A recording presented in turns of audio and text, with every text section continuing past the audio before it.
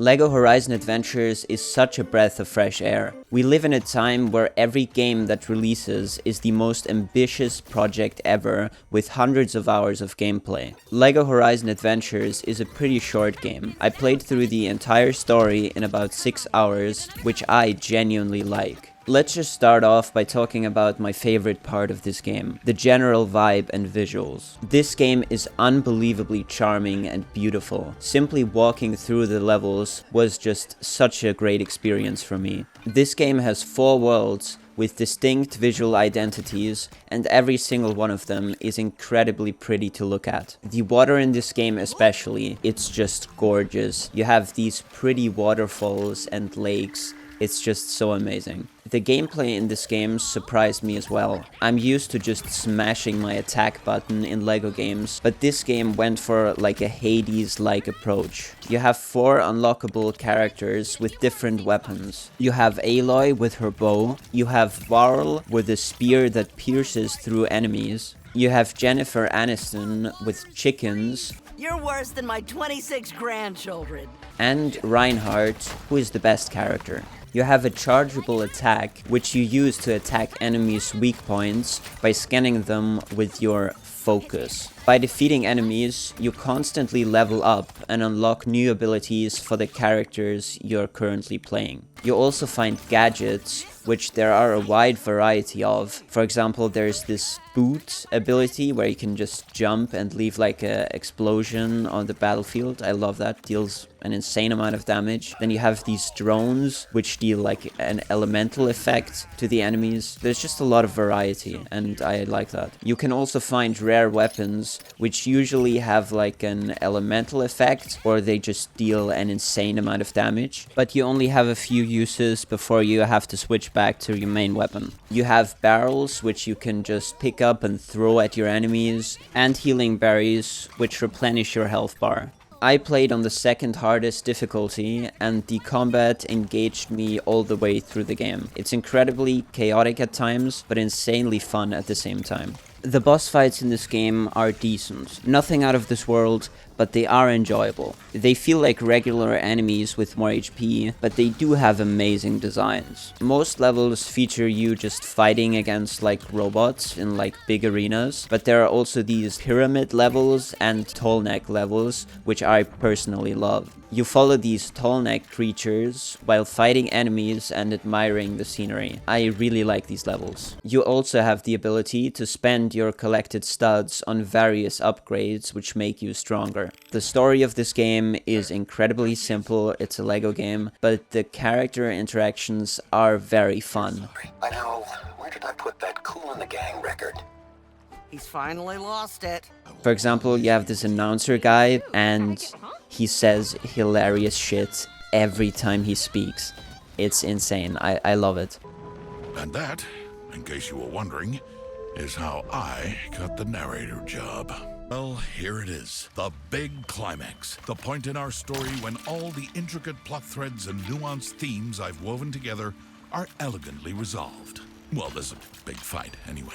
Every time there's like a conversation between characters, these insanely funny ass animations play in the background where they just like do a little dance. These are so funny as well. I love them. After playing the game for a bit, you gain access to the hub area, which you can customize to your liking. You unlock different plots by like playing the story and doing like side objectives, and then you can build like different houses and yards on the plots that you have unlocked. And these are like pretty fun to do. I didn't like spend that much time on them, but they are nice to have, and you consistently unlock new stuff that you can build. But the thing that I love most about the customization are the character outfits. There are so many funny outfits that you can choose for your characters. Like at one point, I dressed up all my characters as these funny ass crooks. Like, I mean, just look at them. It's beautiful. In the hub area, you also have this quest board, and if you complete these objectives, you get rewards. You know, like playing a specific character, doing something in the hub world, or eliminating creatures with a certain elemental effect. This is where I'm going to start talking about the things that I don't like about this game. For example, I don't like how studs are exclusively in chests and can't be obtained by breaking stuff. Like, come on man, I'm playing a Lego game. Everyone knows destroying shit in Lego games gives you studs. This leads to me like not caring at all about like the secret areas that this game has, because it usually just offers like a chest with studs or something to build, but I have no idea what building these things does for you, because you don't get studs, you don't get like a mini kit or anything. They just don't do anything. The mini kits are another thing that I really miss, because I do like the combat in this game, but outside of combat you can't really do much except for admiring the scenery, which, you know, like I previously mentioned, but just some kind of collectible to keep the player engaged outside of combat is definitely missing here. Another thing that I couldn't stand in this game is the countless yapping sessions that the characters have sometimes. Like, in general, the cutscenes are, in my opinion, very entertaining. They feature a lot of good jokes and just overall Lego game charm. It would help if you would actually tell me the rest of the plan, though. It is Yes? a secret, but I will tell you Yes? when the time comes.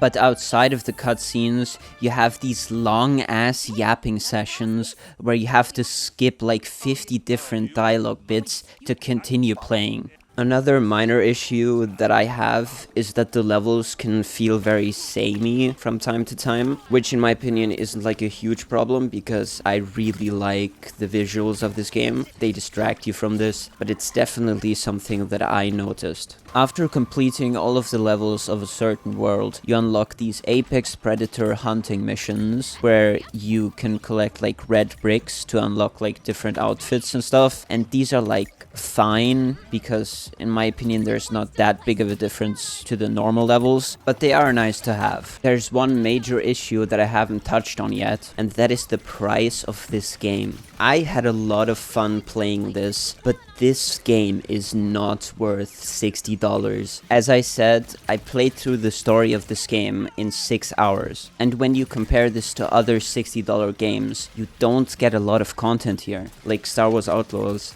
the game sucks ass, but you know, it has a lot of content. Black Myth Wukong has a lot of content, Elden Ring has a lot of content, Baldur's Gate has like 5,000 hours of content, and this game you can complete in like 6 hours. It's not worth $60. And that's why I can't give this game more than a 6 out of 10. It has some very apparent flaws, and the price is just outrageous for the amount of content that you get. I do think it's a game worth playing though, so if you get it for like $20, I think that's an amazing deal. So, you know, good game, dog shit price tag.